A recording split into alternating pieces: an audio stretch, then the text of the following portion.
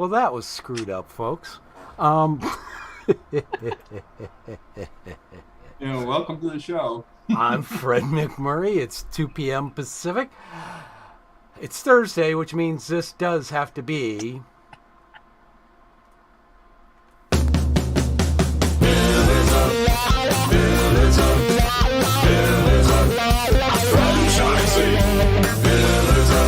All right, enough of that. Yeah. We already had the music earlier in that wonderful little whatever it was. Ooh, it must have been a rough hump day, huh, Fred? Yeah, rough week, long week, whatever, good week, whatever. We made progress. What can I say? What's the word on the street, ladies? Oh my gosh. Okay, so Elizabeth, one of my favorite places to go for lunch or dinner, doesn't really matter. And the irony of this is I always think, oh, let's go here because I can get a healthy bowl, right? Mm-hmm. Is Chipotle. Now, granted, by the time I'm done filling my bowl, it's still over 1,000 calories because I can't go anywhere without the sour cream and the guacamole and the cheese. But it's fresh, so it doesn't back you up for something. So good. But, I've talked before about the one area of McDonald's that I go to and how they automated the drive-thru and how it makes me crazy because I order a large iced tea unsweetened and it always goes, what? And then I have to talk to a real person anyway. And so I figure, what the hell is the point with automation if they don't understand me? Right. Now, to combat the workforce shortage, I was just reading that Chipotle wants to go into essentially almost full automation. And I'm so disappointed because honestly, I kind of like going through the line and talking to the people, even though they don't all roll the burrito the same. I enjoy Wait a second. Can you say that on roll the burrito? Is that a acceptable phrase? It is not a euphemism. It is a literal description of how they create food. So I don't know what goes on. Yeah, I don't know what goes on in the California ones, Fred, but here in Illinois, we're just talking food. A burrito is a burrito, right? Yeah. I don't know. I think that's non-politically correct. I'm going to have to research that. Okay, well, here's the funny thing.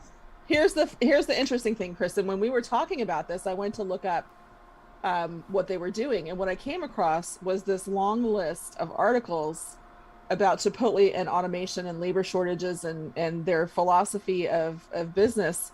And in 2012, there was an article out where they were heavily resisting anything automated. In fact, I've got the quote right here.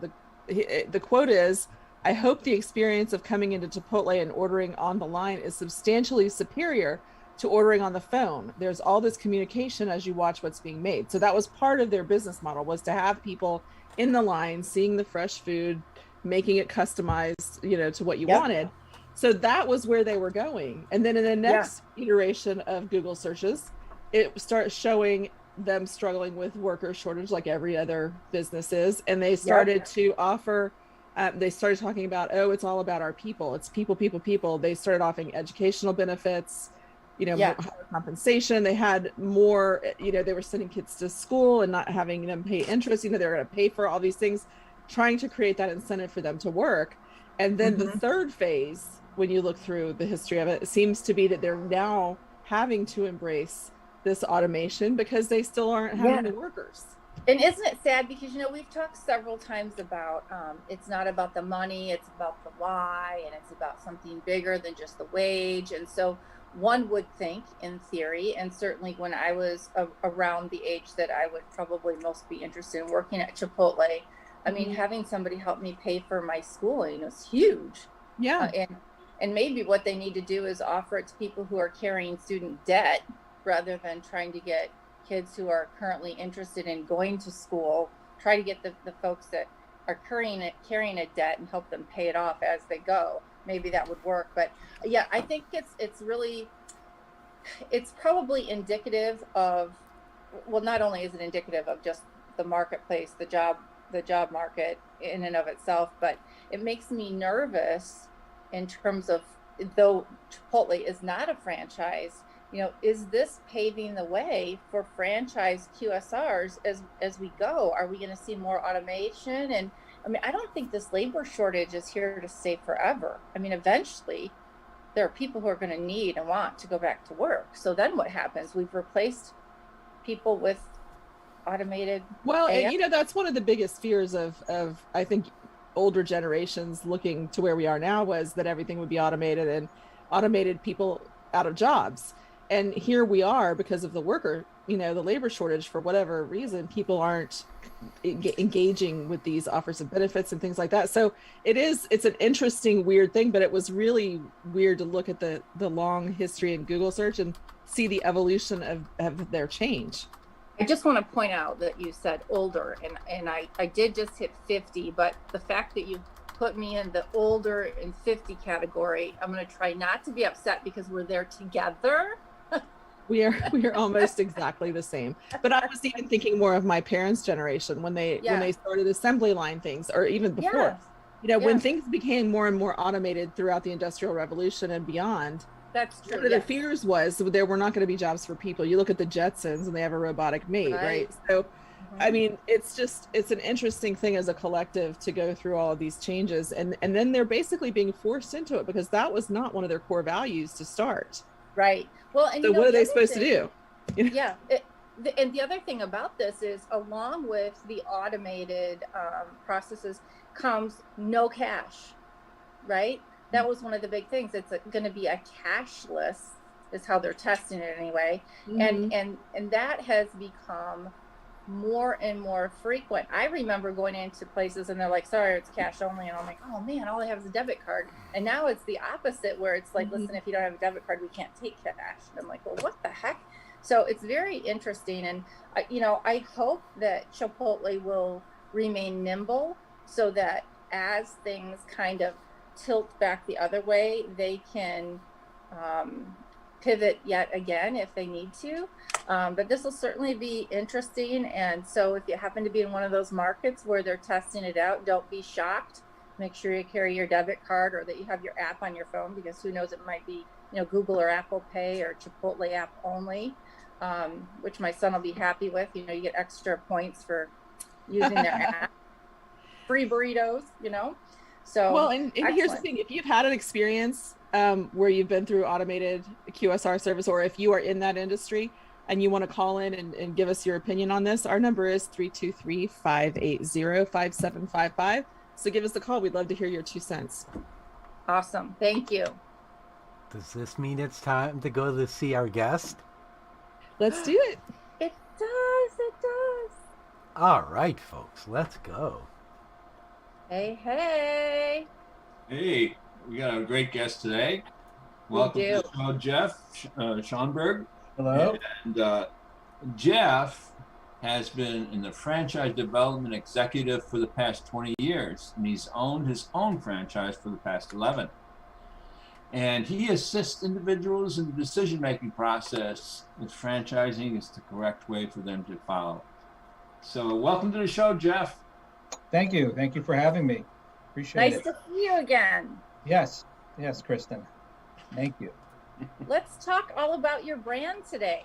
Yeah. You got it. Supporting strategies. Do you want me just to start from the top? Yes. Or? Yeah, tell us what your brand does to support. In particular, you're supporting primarily small business, franchise businesses, or just small business in general? Small businesses in general, small to mid-size. So supporting strategies, our franchisees provide outsourced bookkeeping, accounting services, you could say CFO, fractional type of services to small and mid-sized businesses. And small to mid-size, what does that mean? Probably a range from, on the low end, $1 million in revenue to as high as maybe $20 million in revenue. But we do have franchisees that work with companies bigger than $20 million. But any company can be a potential client, whether it's a franchise or independently owned. Just coincidentally, I was talking to one of our franchisees a couple of days ago. He was engaged with a QSR franchise owner who had 7 locations, and they were looking to use supporting strategies to outsource all their accounting to him. So it could be any, and that's the beauty of this business. The marketplace is wide open. There's any business is a potential client. Sure. And how did you get into providing these services? I mean, obviously, I know as a small business, as a franchisee, the one thing I hate is accounting, right? Like that's my nemesis. Sure. So for me, it sounds great. But how did you come about this Well, concept? I can't take credit for it, obviously. Leslie Jorgensen, who's our CEO and founder, she was a finance accounting professional. This is in Boston back in 2004. She saw that outsourced accounting, bookkeeping was taking shape, partly due to, as we're talking about automation and talking about technology, that's a big part of what we do because of how much technology comes into play. She saw back in 2004 things were really starting to take shape. So she left her job. She didn't buy a franchise. She started her business on her own, hung her shingle. And in 10 years, she built up a good-sized business that allowed her, and I don't know the exact storyline, but she launched the franchise in 2014. And now 9 years later, we should be at 80 locations as of next month, with somebody signing on next month. Awesome. That's great. Before we get too deep into the franchise part of this, maybe some of our audience want to know the difference between bookkeeping, accounting, and maybe tax accounting. Yep, good question. And we don't do our franchisees don't get involved at all in taxes. So we don't do anything tax related. But bookkeeping, accounting, it's sort of they're sort of used interchangeably. It's really just whatever the client needs in terms of outsourcing their accounting functions, whatever that may be. So, obviously bookkeeping doesn't apply probably to a $20 million company or a client. But it's the world we play in, and those are the word, those are the terms that we use in terms of the description. So, I mean, is there a difference between accounting and bookkeeping services? Probably not. It's just that's how we define ourselves. Excellent. And so right now, what would you describe as somebody, you don't necessarily, to be a franchisee, I don't necessarily need to be a CPA to buy a franchise, right? Not at all, no. So the ideal so when the business was started, ideally we were they were approaching CPAs, accountants, etc., which still makes sense. But what has evolved over time, and what really separates our top performers from middle performers, is the individual that has a strong business acumen, but also experience with networking, business development, leading and managing a team. And the reason why that's all important is that when they start to scale and add clients, we have a talent acquisition department. So we do help our franchisees staff their businesses. They're not required to use us, but I don't think we have anybody that doesn't use us. But when they start to scale, we actually will go out and identify, qualify, interview, and present to our franchisees in terms of what they're looking for, like a recruiter would. We'll give them a slate of candidates to interview. So we handle all that for our franchisees. So those are the accounting professionals. And doesn't mean that the franchisee isn't a professional either, but just as an example, we have a franchisee, came out of the military, got into consulting, left consulting, and then opened up our franchise, is doing extraordinarily well. He's not a CPA, he's not an accountant, but really strong business acumen, understands business development, understands providing a consultative approach to when he's talking to a client, and he has a staff of accounting professionals that we help him find. Okay. Yep. Now, would you say that is this a business that somebody who maybe wants to be more of an absentee owner? Does this lend itself well to that? Well, it doesn't. It doesn't at first, but it down the road, 3-4 years into it, if a franchisee wanted to maybe step back from that, wearing that business development hat, because that's what we want our franchisees to be doing. Yep. The staff that we're gonna help them hire, they're gonna do the work. We don't want our franchisee to be the practitioner. Right. So with that said, maybe down the road, and again, down the road can mean 2 years, 4 years, whatever. They would then hire a business development person, either part-time or full-time, which would sort of create that semi-absentee position, but they probably still would be involved with when that business development person lands a client or gets, is talking to a client, then the franchisee steps in. But it frees them up, obviously, without having to do that. And it sounds like a lot of these now, do you require them to have a brick and mortar, an office that was somewhere? No, that's the beauty of our business. Very low overhead, extremely low overhead. We're 100% remote, and we were remote before COVID.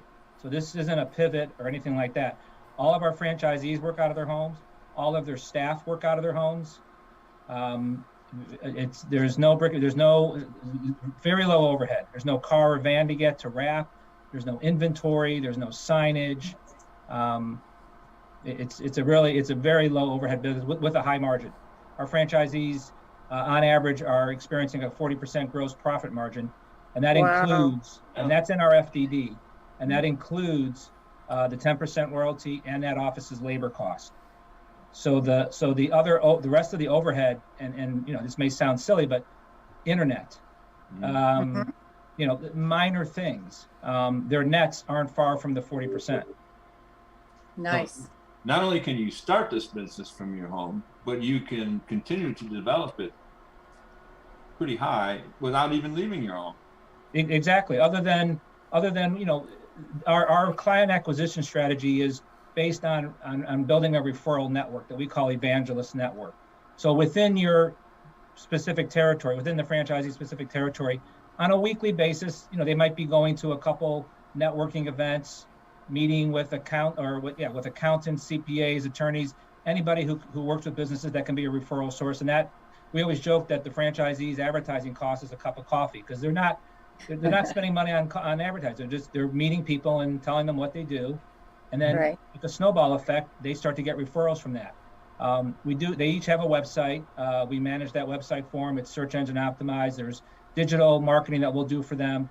But the majority of the client that they acquire is through this this referral network that they build.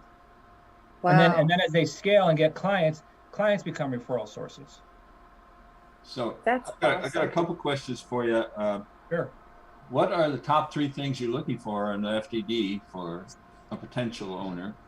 And then, let's go with that first, and then we'll. So the top 3 things that we're looking for in the FDD? The top 3 things that you're looking for in a potential buyer of your franchise. Sure. So it would be what we were just discussing, that strong business acumen, obviously, entrepreneurial spirit, but that strong business acumen, either a track record of, or they're comfortable with business development, ideally some type of track record. Doesn't mean they have to be a salesperson or they've got cold call sales experience, because none of our franchisees cold call or knock on doors or canvas buildings, but they have some type of business development. And then I guess to take it one more degree, if it is a track record of that in their actual community, that's even better. Management skills, that they've led a team, that they've managed people. Doesn't have to be 20, 30, but they've had some experience that way. Those would be the top 3 things: business acumen, business development experience, and management experience. And of course, there's a lot of open. We're not rigid in exactly who we're going to look at, but just in general, those would be the 3 areas. And what type of investment would a potential candidate be looking at? Yep. So our FDD, the low end startup to the high end, is $77,000 to $103,000. Now that includes the one-time franchise fee of $60,000, one-time franchise fee, and it includes a recommended or suggested on the low end $10,000 working capital to $30,000 working capital. So if you back out the working capital on the low end, the $77,000, and you back out the $60,000, you're looking at another, what is it, $10,000, $13,000 or so in startup costs, and then on the high end, you're looking at like $77,000 in true startup costs, which includes the franchise fee. So it's very low compared to other businesses. I'm not saying that this is not, this is cheap, but it's compared to other businesses, very low. Jeff, would you say this is I mean, to me, I envision this as something that someone could start even while they're either wrapping up a professional career kind of as a transition, they know they want to start something on their own, but Right. they kind of start this as they ease out of their professional career. So they keep a lot of the connections they have and things of that nature. So the connections are important, obviously, and the connections don't have to necessarily be in their territory. Like we all have, LinkedIn connections and things like that. So we'll capitalize on that as well once they join us to make an outreach to those individuals to make them aware of what the franchisee is doing. In terms of what you're suggesting, Kristin, ideally we want them to be we want this to be their full focus. So again, we're open to discussion. If somebody, for whatever reason, wants to join us, we put everything together, but they still they got a 3-month assignment or something. That's fine, but we don't like to paint it as semi-absentee or anything like that. We do want them to be, this is their job, this is their focus, because it'd be a disservice to them if we didn't, paint it that way, because you're not going to be successful doing it part-time. Sure. One of the final questions that I have about this is, obviously this is not a clear-cut territory type thing. Well, it is and it isn't. It is and it isn't. They do get a territory. So every franchisee has a geographical footprint, and our territories are created. The way we create them is that every territory has a minimum of 20,000 businesses in it with an employee count of 100 or less. So the criteria that we use is employee count, not industry. So it can be any industry, any type of business, but employee count. So they do get a geographical footprint, 20,000 or more businesses. But again, the client acquisition, the client follows the referral source. So a franchisee that's in whatever, Atlanta, in their market, and they're meeting with somebody, or they've met somebody, and that person calls them up a day later, a week later, and says, hey, I've got this great client. They really need to talk to you. They're interested, and they're in Los Angeles. They can work with them because they were referred to them. The one thing our franchisees can't do is if they do any advertising, they can't do it outside of their territory. And they can't join business networking groups, chamber of commerces, things like that outside of their territory. I see. Okay. Excellent. Yeah, we've got a couple of folks we work with who are in national networking groups. I'm thinking, oh my gosh, she would just do amazing at this. So that kind of answers that question. So, okay, awesome. Wow. How does somebody get a hold of you, Jeff, if they want to talk to you further about this opportunity? Well, my phone number is 215-285-8108. Okay. My email address is my first initial J, last name Schonberg, SCHONBERG @supportingstrategies.com. Or they can go to the website supportingstrategiesfranchise.com, and my information is is on the bottom of that page as well. Awesome. All this information will be on our webpage. So in case you didn't have it, if you're driving, you didn't have a chance to write this all down, it will be there. Yeah. Jeff, thank you so much. I'm so glad we were able to have you on the show today, sharing more information about your business and the franchise opportunities that you have. And again, I'm sure Jeff will hang around for a few minutes if anybody has questions at 323-580-5755. And again, Jeff, we'll look forward to catching up with you again in the very near future. And thanks again for being on the show today. We appreciate it. Thank you for having me, and thanks for what you do for franchising. Awesome. Thank you. Jeff. You're welcome. Hey, franchise owners. How's your local marketing? Do you feel like you could use help keeping up with your social media posts and comments and reviews? Do you wonder if you could be doing more to attract local customers? Are you able to identify new move-ins to your local area? At Westvine, we help franchisees like you reach more local customers through digital marketing. With daily monitoring, creative content, and ad placement, and customer data intelligence, we'll get your business in front of the people who want your products or services. We also work with franchisors who need an agency to handle the digital marketing for all of their locations. If you're ready to reach more local customers, give us a call at 805-265-5440 or visit us at westvine.com. That's 805-265-5440 or westvine.com. Yay, Jerry! Well, good afternoon. How are you, Kristin? I am doing great. How are you? Well, Kristin, I'm great, but I got a couple problems today. I mean, if you'll notice my fake background, everybody's got fake backgrounds today. My fake background is resort chic. That's what I call it, resort chic. See that beautiful photo back there on the wall? And my glasses are a little darker than I like because I've got a little problem with lighting today because I'm on the 5th floor of a resort hotel in Naples, Florida, looking at the ocean and palm trees. Just rub it in, Jerry. Rub it in.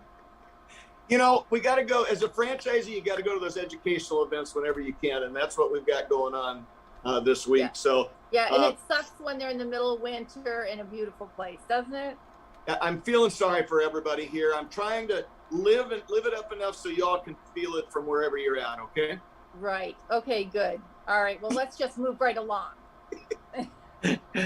Well, we're going to continue talking about the chapters of the book because we want our listeners to, get at least a taste, a little flavor for all the pieces that go into considering being a franchisee and the exploration of that and deciding if it's for them. And then if they do, the things that they need to put in place as they move forward. And today, the chapter we're going to be talking about is meeting your new business partners. Yeah. Yeah. And Kristin, you know it as well as I do. Most people thinking about becoming a franchisee and doing it on their own may not think they have business partners, but you and I know they do because their franchisor is definitely a partner in the business with them. Exactly. So this doesn't necessarily mean the person that you are borrowing money from. Absolutely not. But what everybody needs to understand is franchisors, one of their jobs is to protect the brand. And they do that for themselves, but they also do it for all the other franchisees that bought into it. So when you're going through that exploration process, you've got to understand it's a dating game. And you may go into it thinking that you have all the control, but in reality, it's a two-way street, and they can decide whether you're a good fit for them the same as you're deciding about them. So we want to talk about that a little bit. Again, many people don't understand that, the franchisee and the franchisor relationship is interdependent. Yeah. And you're mutually accountable, right? You got to be accountable to both sides. That's right. It's like a marriage.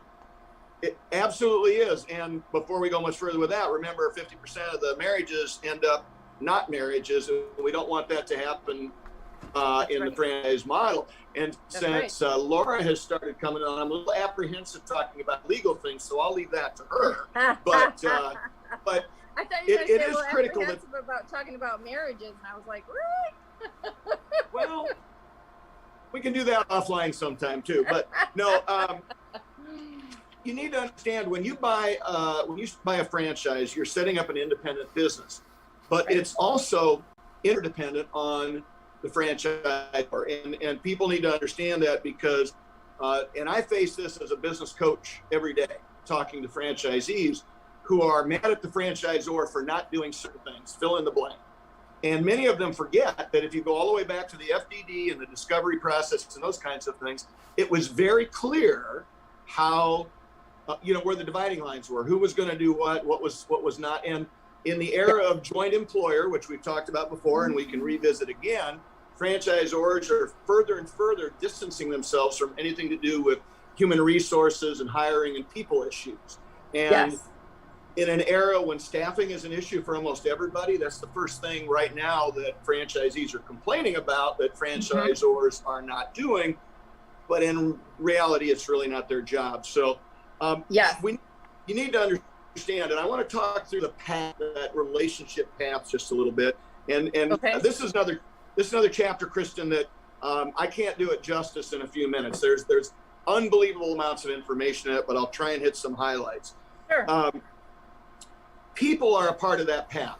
And I'll tell you that when we first got into franchising, and we started talking to the people at corporate, many of them 17 years later are still really dear friends of us. We wouldn't be where we're at today if it weren't for them. But that's because we created a relationship with them. It wasn't just business. It was about them as well as it was about us. So I would suggest, what you're going to have, or the process is you're going to talk to a business broker. Many people start with a business broker who introduces them to maybe several concepts, and you sort through that with the broker. That's You right. probably will get introduced to a franchise development person from corporate who Yep. will take you along that path. They likely will facilitate discovery day. Mhm. In the past, it's been in person where you would go to corporate and meet the VPs of several departments. They'd do a 15 to 30-minute presentation so you can ask questions and so on. Many of them are virtual now, but the same thing happens. But what we did a little different than a lot of people do in there in that case, we wanted to know about those people as well as the business. We wanted to know Yes. what got them up in the morning, why they were excited about the franchise or why they worked there, what were the successes they'd seen and the best practices that went into those. And by asking those kinds of questions, you really quickly create a relationship. And one of the things I want everybody to understand that's listening, franchisors are looking for future rock star franchisees. Absolutely. They may have dozens of people talking to them on a regular basis, and they're trying to sift through all that sand and find that diamond in the rough. And when Right. you engage with them at a different level, it puts you at a different level, not only then, but moving forward into the future. Right. And it sounds cliche, but it really is. We're all in it together, right? Because your success is their success and their success is your success. I mean, it really does go hand in hand because you're all wearing the same brand. Well, yes. And, you know, most franchisors really look at you as a human being and a part of their team, and they really want to help you and your family. But at the Yep. end of the tunnel, right, at the end of that road, they still get a piece of every revenue dollar that goes through every location you've got. Yep. And if they've got 4 people that want the same location, the same license, they're likely going to try and pick the one that offers the best return on investment for them. So we've Yep. got to understand creating that relationship puts you in a different position with them when they're trying to decide who gets it and who doesn't. And so go beyond the norm. And we all know that, you know, your skill level and your determination, your commitment, and those kinds of things weigh very heavily in the process about not only if you're successful, but if you get chosen to be a franchisee. But it still comes down to people. And those franchisors and the development people are looking at you and thinking about what it's going to be like to work with you for 20 years or 30 That's right. years. And they want to make sure it's a good fit for everybody. So this is pretty critical. Yep. So you're gonna have the broker, you're gonna have the development rep you're gonna be talking to, you're gonna go through the discovery day, and then everybody's gonna move from there, and you're gonna have some further discussions. Now, one of the things that we did in the book that I really want people to concentrate on, and I'm not gonna spend a lot of time on it, but because we don't have a lot of time today, but we can certainly get into it further. One of the hints I would give people is really play the part of the newbie. Don't come into those discovery days and conversations with franchisors as if you, first off, know everything, and second off, think you can create a better mousetrap than what they've created. For 'Cause sure. Nothing offends a franchisor more than you calling their baby ugly, because they spent a lot of time and effort and money developing that. They found a certain level of success, and to them, you really are a newbie. You don't really know what you're talking about. So I coach people That's right. before they go to those. If they have a master's degree in marketing, forget it. Yes. Pretend you don't know anything about marketing. Let them present to you their marketing strategy, because it's been to the fire. It's been through the war. They know what works and what doesn't. And many of the things that they're going to talk about, maybe like guerrilla marketing things or something like that, that virtually are never talked about in college business marketing classes. So Yeah. you got to understand, they know it, you're paying for it, take advantage of it. Yep. Be humble. So we give a list of questions. I suggest to everybody when they're going to a discovery day, be prepared, know who you're going to be talking to, which departments are going to be there. You can ask, and they'll tell you, they'll introduce you. You'll probably get an agenda before you go listing the name of the person and the department they represent. So create a list of questions, and we conveniently put a lot of questions about a lot of different subjects from different departments in the book that you can steal. We call it market research, not stealing. So you can use it. But the bottom line is, you want to dig into it. You want to show that you've done your research, you understand at least enough to ask educated questions, and you really want to know where you fit into that, because what are they going to do? What do they offer? And where do you take over? And then when you take over, you're still going to need support. So who do you make a phone call to? So there's a lot. I won't spend a lot of time going through it, but right now I can tell you in this short piece, we've got questions to ask the real estate vice president. Where do I locate? What do I look for? What do anchors look like? What are demographics? What are traffic counts? Some of those kinds of things. In the facility side, what kind of spaces are we looking for? You know, how do we build them out? Who's my main contact when I run into trouble on those kinds of things?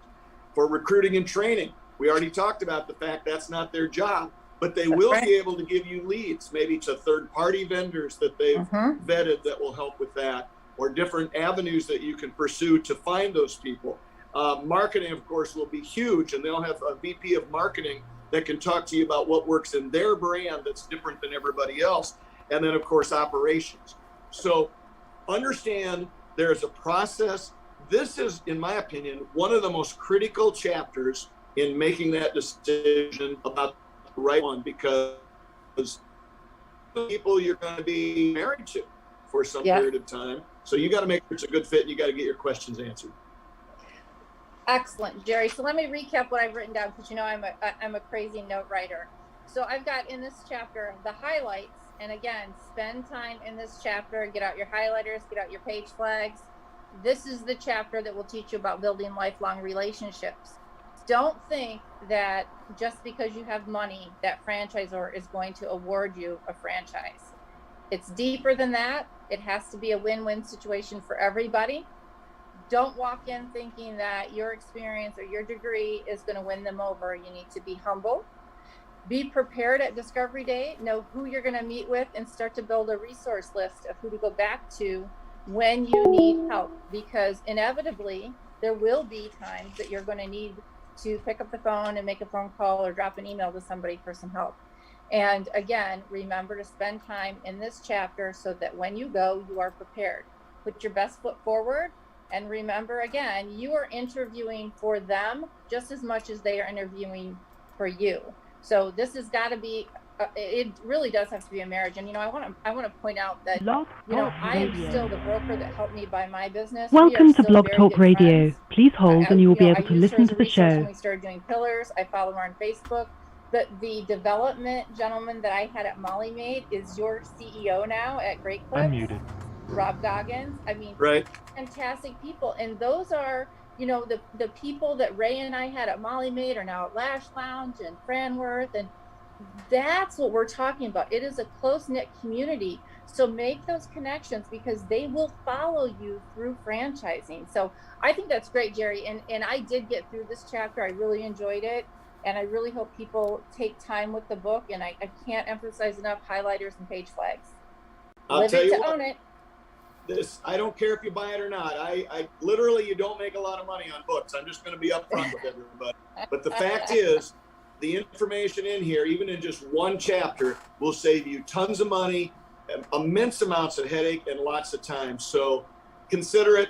I'll tell you a really quick story to close this out, but I have actually been at a Discovery Day with somebody who is brilliant, literally world-class, works with some of the biggest companies in the world. And he went into that thinking he was going to change the processes the franchisor had and make them better, which in effect said their baby was ugly.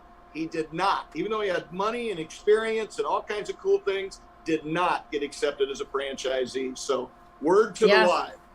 Yeah. Kristin, always a pleasure. Well, thank you again. You don't get out of it that easy, dude. I have 2 questions today. All right, give me the easy one first. No, going to give you the hard one first. You'll understand why in a minute. So, I was having a discussion with a potential mentee, and I got into an argument with him. And you're going to say, go figure. I know. It's kind of a given. They were, they've been torn between starting their own business and buying a franchise.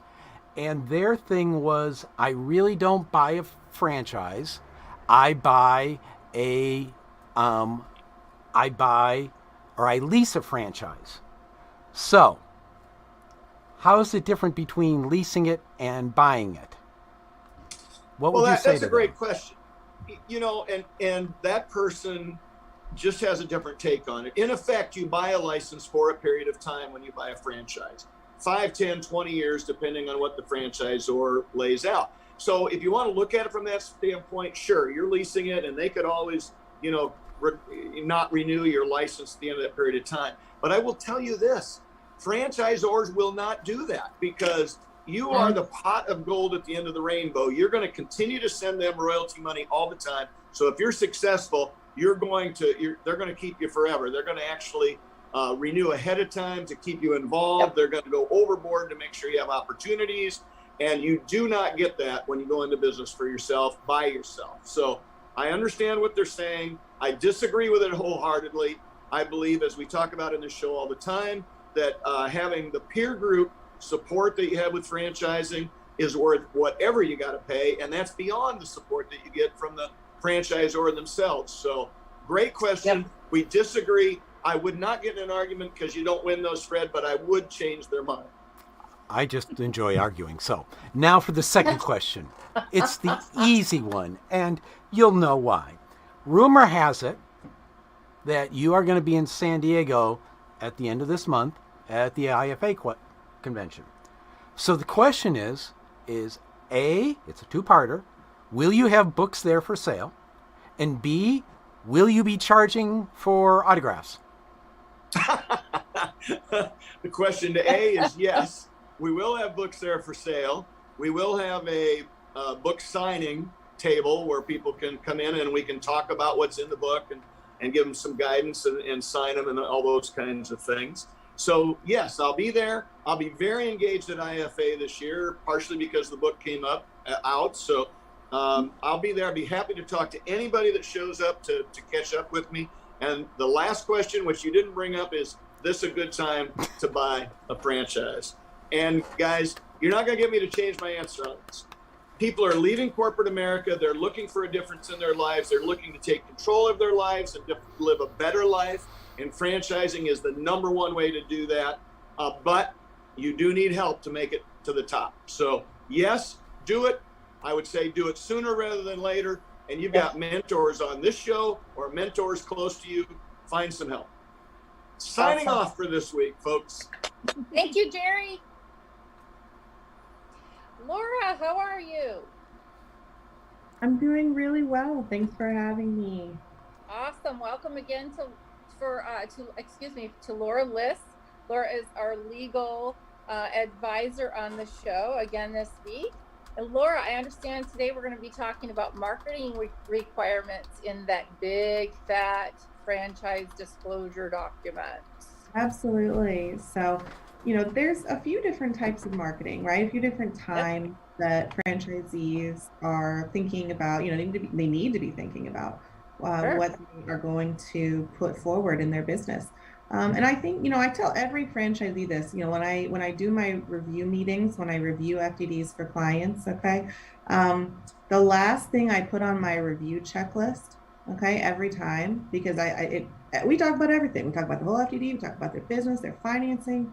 Mm-hmm. Ultimately, it's all about marketing, right? That's how they're going to grow, right? That's how the business grows. That's how the brand grows. That's how consumer awareness grows. And that in turn means your business grows. That's right. So, to me, you have to, as a franchisee, absolutely love their marketing, at least when you buy, right? Marketing can change, right? They can come up with new splashy things. But you have to love their brand, and you have to love their, what in the industry we would call marketing collateral, right? You have to love however they're giving you pieces to use. Okay. So whether that means, what should I put on my, Facebook ad, or, should I have a billboard? All of these things, right? One of the things that you pay for typically through what's known as an ad fund or a brand fund or a marketing fund is that you as a franchisee are contributing 1, 2, 3, sometimes more percent of your gross sales. Okay, right. So it's not a small amount towards the franchisor having a budget to be able to create this marketing. And when there are other franchisees in the franchise system, assuming you're buying into a system where there's, power in numbers, the franchisor is able to pool all of that, okay? And so they are able to actually create some really, hopefully decent marketing collateral for you to use. Can we, I want to clarify for people who may not be familiar with how we use the word collateral. And in this sense, collateral would be, for example, print examples. So for example, in my brand, collateral would be the artwork for logos on the car. Collateral would be the artwork for postcards or the artwork for social media pages. So when we reference collateral, that's what we mean. It means you don't have to go out and make the videos. You don't have to go out and design the logos. That collateral is done for you. Absolutely. And I would even take that a step further. Okay. I would say that the collateral, it includes things like a handout, right? You know, back in the day when we all used to actually see each other, you know, you actually saw your customers, right? You know, in your business, maybe they would make a nice, like a door hanger, right? That's right. You know, something that could actually be put out physically. You know, if somebody has questions, right? You know, like an FAQ, those things. Because ultimately the franchisor wants all of that to look really smooth. They want it to reflect the brand well. Right. You know, they don't want, you know, sort of junky looking, you know, homemade, whatever, you know, and sometimes that can look cute, but more often than not, it looks a little, you know, questionable. Right. And when you're building a brand, you need consistency, right? And so, and part of that is making sure that if, you know, you have, let's just say logo cars, you want your logo car to look the same as your neighbor's logo car and that neighbor's logo car, right? And so that's kind of the idea of building a brand. Sure. That's why you buy a franchise. That's why that's a big part. That's why I tell my franchisee clients, you have to love this brand, you know, and the brand can mean a lot of things, but in this discussion, it means their marketing. Okay. Yep. So we have that first, you know, type of marketing, which is a percentage of top line sales, right? You know, and that's going to the brand fund, the ad fund, whatever it's called in that particular franchise system. Okay. And that's pooled. Typically the franchisor will have no obligation to spend it in, you know, your particular territory. You know, it can also be used to, for example, pay for salaries for people who do that work, who are on staff in-house. Okay. Sometimes franchisees don't like that. They think that, well, you know, if that's their salary, the franchisor should pay that. But in reality, oftentimes it would cost more for them to outsource it, you know, to a marketing firm to get the same amount of work product. And so there's really no way around the cost for, you know, and nobody would dispute if they said, oh, well, you know, the fund paid for this marketing firm to develop this collateral. Right. Everybody would accept that. So really where the industry is that those type of administrative expenses are common. Okay. Okay. Then, you know, we think about, okay, what comes, you know, what happens when I'm going to first open? And I know we have another speaker coming up who's going to talk a little bit about their grand opening, right? And not coming yet, but they're starting to have to think about, how do I get ready? How do I tell the public that I'm coming, basically? Right. The business is here. You should get excited, like I'm excited. And to do that, we call, you know, we think of that as our grand opening advertising budget. And every franchise pretty much has a minimum required amount and usually a marketing plan for that grand opening. Okay. And that's really beneficial. I encourage clients to really dig in before they sign, you know, before they sign the contract, to say, okay, what are we doing with this $10,000, $20,000, $30,000? You know, where is it going? How are we spending it? You know, am I doing internet, you know, am I doing ads on Facebook? Am I doing, you know, door hangers? Am I doing, you know, mailers, whatever it is? Again, you know, I would echo what Jerry said, that if you have a background in marketing, please, you know, I would encourage you not to wear that hat when you look at it. It will be really hard to take it off. But it's something that they are experiencing every single day. Okay. Yep. Maybe you do have a great idea that they should consider, but try not to shut them down and call their baby ugly. While you share, you know, your wisdom. It is very, you know, questionable if you're really committed to the brand, if you're saying you don't like anything about the brand. Laura, are these marketing amounts, are these usually something that you can negotiate in your contract, or are these pretty steadfast? I would say that these tend to be pretty fixed. And the reasoning there, and there are other things that I do help clients negotiate. And so I get this question a lot, is this negotiable? Is that negotiable? Yep. And some of that I would say varies by the size of the franchise brand. But in this case, for the marketing fees, I would say they're not something that we typically negotiate. Okay. And the reasoning for that, if we think about the grand opening, especially, you want a really good grand opening. Sure. It's tough to recover if you don't have that, frankly. Okay. It's tough to get that momentum back, right? And when we say grand opening, we're not just talking about the day up, because you're like, how could I spend $10,000 on the day, right? $30,000 on the day, like, right. Without just basically burning money, right? How could I spend that on the day? Sure. In the industry, that is really considered typically the 30 to 60 days before the day. Okay. And then 30 to even 90 days after the day. Okay. So you build anticipation. It's to build anticipation. It's to do repeat reminders to, either customers or potential customers that you're still there, that they should still want to go, get a smoothie, or have their house cleaned, or get their hair cut, or whatever it is that you're offering. Okay. And that kind of, consumer penetration, if you will, really important. On average, I've heard multiple sources say it takes roughly, 13 touch points before someone really remembers and decides to buy.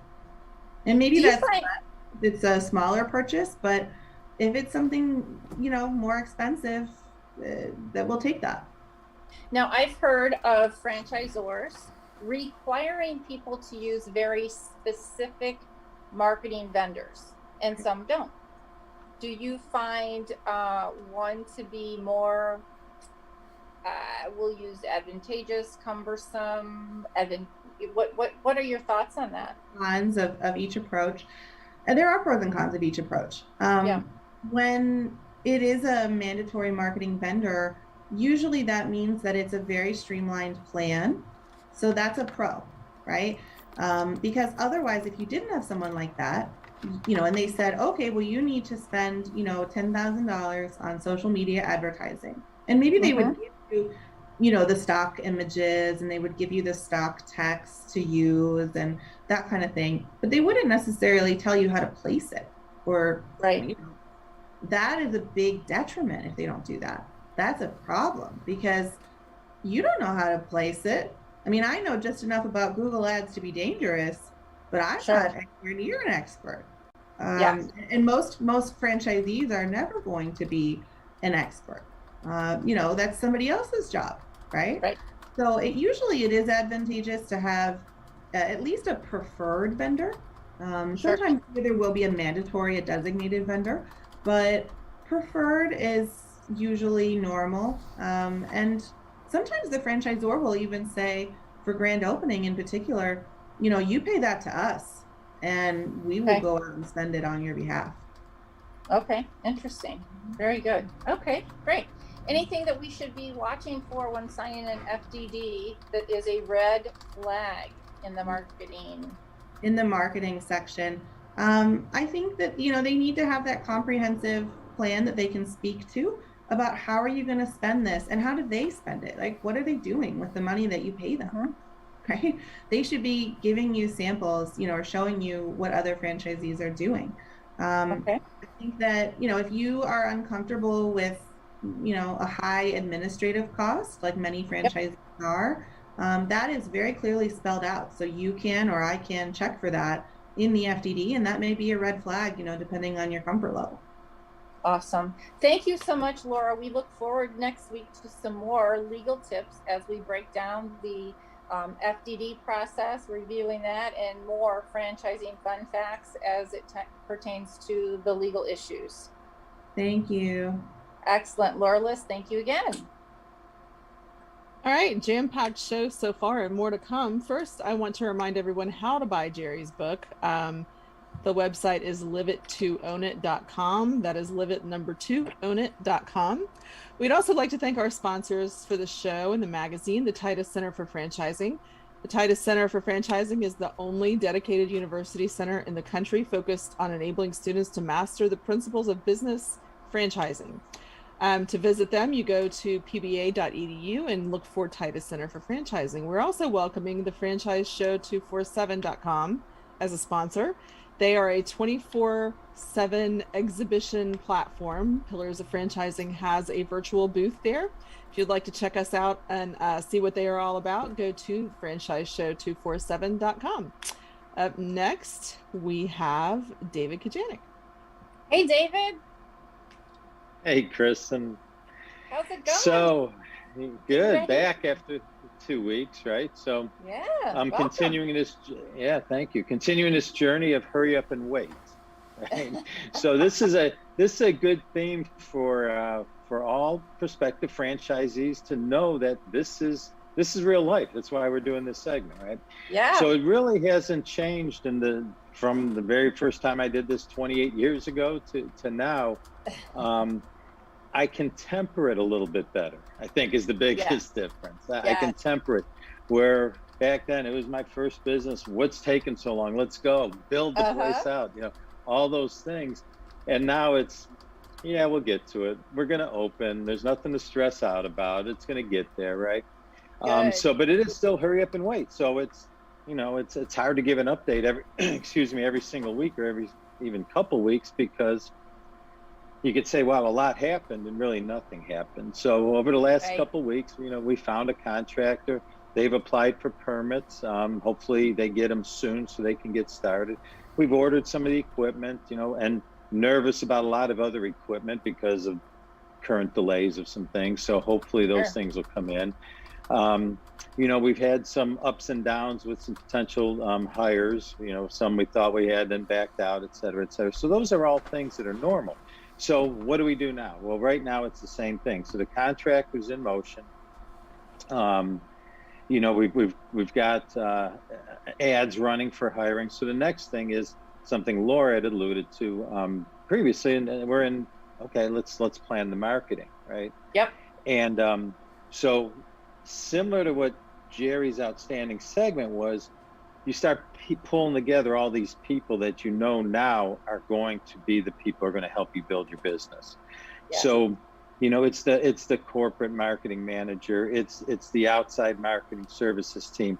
It's getting in touch with the landlord right now to say, hey, what am I allowed to do? What will you allow me to do around the building? So those are the things we're doing now, and we're ordering all the materials that go up on the building, those types of things. And I want to echo what Laura had mentioned earlier is I take this approach to advertising / marketing, and I encourage other franchisees or prospective franchisees to do the same. Don't look at the FDD and look at that number and go, oh my gosh, I got to spend this money. And I used to tell this to all, when I was selling franchises 15 years ago, people, I'm like, were you planning on keeping it a secret? Was that your goal? Was you were going to open the business but not tell anybody about it? Was that really the plan?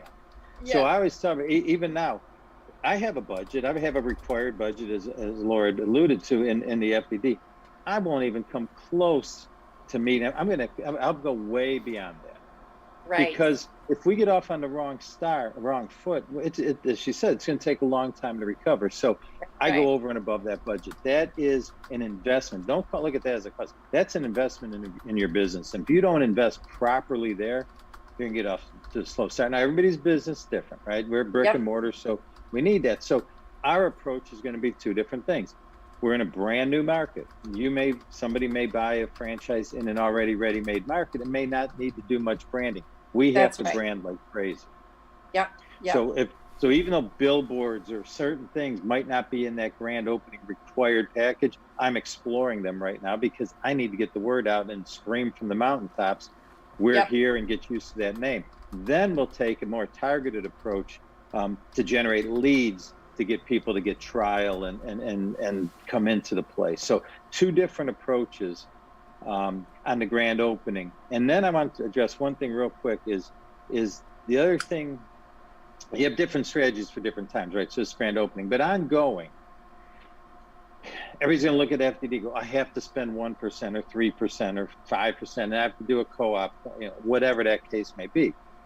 And my feeling is this, when it comes, they talk about an advertising budget. I'm one of the few who will always say, I don't have an advertising budget.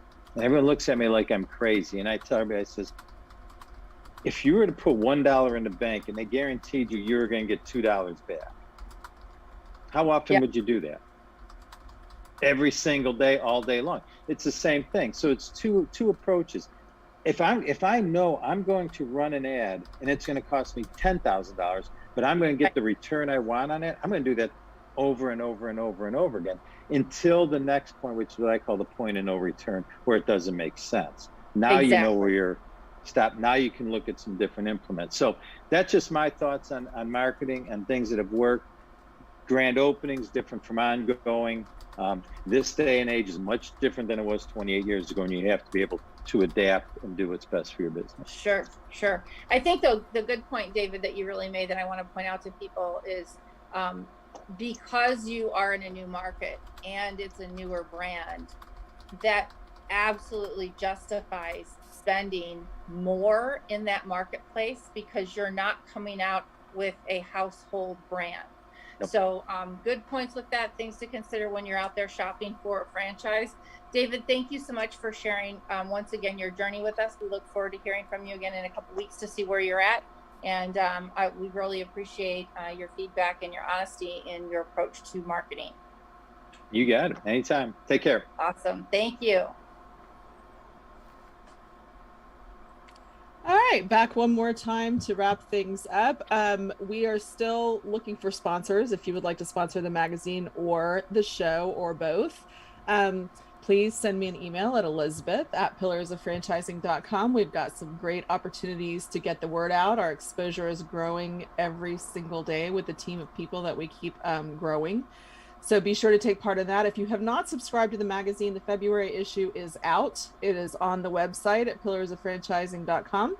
Please go on and subscribe so that you get the email every time something new comes up. And we've got a lot of events coming up as well. So make sure that you stay tuned to our email updates. Thank you, Elizabeth. Hey, Karen, how are you? Hello there. Happy February. Oh, I suppose it is, isn't it? Yeah. But you know what? That means we're getting closer to March. Sounds good. Yeah, so let's talk about, today we're going to talk about ideal team players. Right, absolutely. You know, we were talking last time I was on, and we're saying we're going to start highlighting a book a month. Yes. You mentioned ideal team players, so I thought I would take a couple of minutes and really just share a few highlights and share kind of why I like this and why I like this for franchisees. Awesome. As we all know, we talk about the labor shortage, we talk about the labor crunch, and we try to make sure whoever we have on our teams that we're going to make sure that they're team players. And we talk about the ideal team approach, so it's making sure that we're hiring and attracting those right people. Awesome. So there are really three key things that that Patrick Lencioni talks about in his book, The Ideal Team Player. And I love it because he talks about how, and he always takes it through the fables, right? He always talks, if there's a story to tell, and I don't know about you, but I always think about how I'm in that story. I'm in that story and I can see where the mistakes I've made and what's happened there. And he just really brings you along. And he really talks about how you need to make sure that it's really people that are hungry, that they're going to get the work done. They've got a strong work ethic, that they're humble, they've got the humility, they're not ego-centered, and they're really smart. Right. That's not the IQ, that's really the EQ piece. That they really are smart about how their words and their actions and how they impact others. And in the book, I really highly recommend it because it really talks about why you need all three and how leaders can really make sure we're building that and we're focusing on all those different types of people. And even if they don't have all three, the people that you have, how can you build that? So how can you use it to identify when you're hiring, and then how to develop your team players along the way? Awesome. And how long of a read was this for you, Karen? Is this something somebody could do in a weekend? Is this a couple weeks?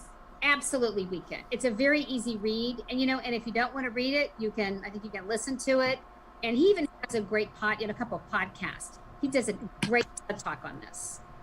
Awesome. And he talks about how, some of the pitfalls, that if someone has like 1 out of 3 of those virtues, kind of what happens. So it's cool. When you're really trying to build a team and make sure you have team players as part of that team, which is such an important part to growing the franchise. Yeah, absolutely. It's so important you don't have a bunch of people working in silos. Absolutely. Great. Well, I am so excited to take a look at that book. And as I told you before, I love to listen to books through Odyssey or whatever you happen to use as your book. What do I call it? I want to call it a book player, but that sounds so much like a record player, which dates me. It does. I don't know what you call it anymore, right? How you know. stream your books. I think that's what you say, right? Absolutely. And we're going to talk more this month about just, what to do when selecting the right employees. So that's going to really for the month. Excellent. Karen, thank you so much. Karen Kimsey-Sward with Dale Carnegie. We love having you on. And we'd like to thank everybody today. Thank you especially to Jeff Schonberg with supporting strategies. We'd also like to thank Laura Liss of Fran Law, our franchise attorney. Please be sure to like, share, and comment on this episode. And as always, thank you to Karen Kimsey-Sward, Ray Pillar, David Kagjanich, and Jerry Akers, our $1 Million mentors, for their insight and wisdom. I am Kristin Selmeczy, your $4 million mentor today. And as always, thank you for joining us here on Pillars of Franchising. Be sure to join us again next week at 4 p.m. Central Standard Time. Have a great week. But we aren't on 8-track cartridge. Just want to say that.